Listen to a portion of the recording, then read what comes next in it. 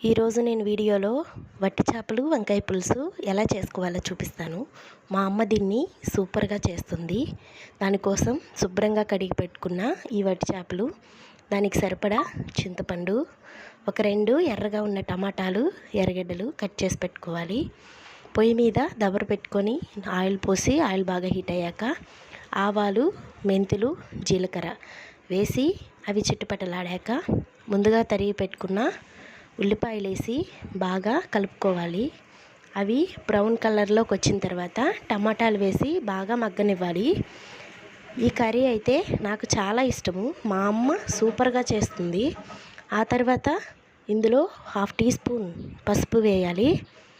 ఒక 2 స్పూన్లు ధనియాల పొడి, ఒక 2 స్పూన్లు కారం, మాకు రుచికి సరిపడా కారం మేము వేసుకున్నాము.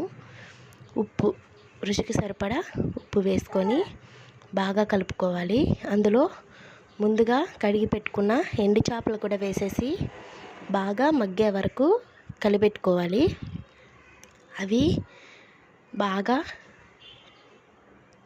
ఇలా మగ్గుతున్నాయి కదా, ఇలా మగ్గుతున్నప్పుడు ముందుగా కలిపి పెట్టుకున్న చింతపండు గుజ్జునైతే అందులో వేసుకోవాలి.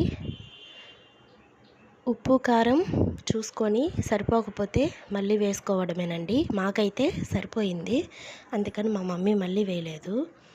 ఇది బాగా ఉడికిన తర్వాత చిక్కగా వస్తుంది కదా, అందులో మెంతులు, జీలకర్ర, ఆవాలు పౌడర్ చేసి వేసుకోవాలి. నేనైతే అది మిస్ అయిపోయాను వీడియోలో, మీరు కంపల్సరీ వేసుకోండి. ఇదైతే తూటాకు తాలింపు అండి. ఈ తూటాకు తాలింపు చాలా బాగుంటుంది. మీ సైడ్ తింటారా?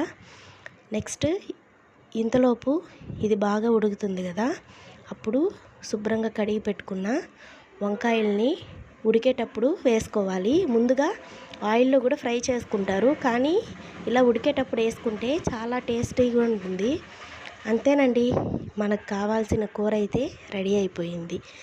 ఈ కూరని మేము వచ్చామనేసి అయితే మా మమ్మీ చేసింది. చాలా బాగా చేస్తుంది. నాకైతే చాలా బాగా ఇష్టం అండి ఈ కర్రీ. మీకు ఈ కూర నచ్చినట్లయితే